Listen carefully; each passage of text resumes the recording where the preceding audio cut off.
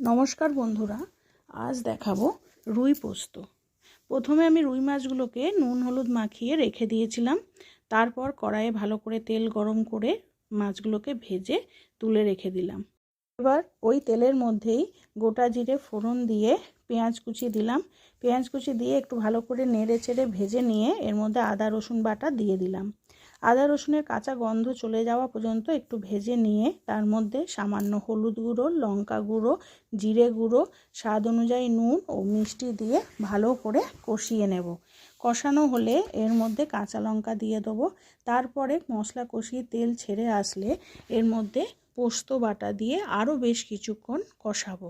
একদম মশলাটা ভাজা ভাজা হয়ে তেল ছেড়ে আসলে এর মধ্যে দেব গরম জল। বেশ কিছুক্ষণ ফুটে উঠলে আগে থেকে ভেজে রাখা রুই মাছগুলো দিয়ে আরও কিছুক্ষণ ভালো করে ফোটাবো। এবার আরও কিছুক্ষণ রান্না হবার পর এর মধ্যে বাটা গরম মশলা দিয়ে নামিয়ে নেব। তাহলেই রেডি রুই পোস্ত। আমার রান্না যদি ভালো লাগে প্লিজ লাইক করবেন, কমেন্টস করবেন ও শেয়ার করবেন।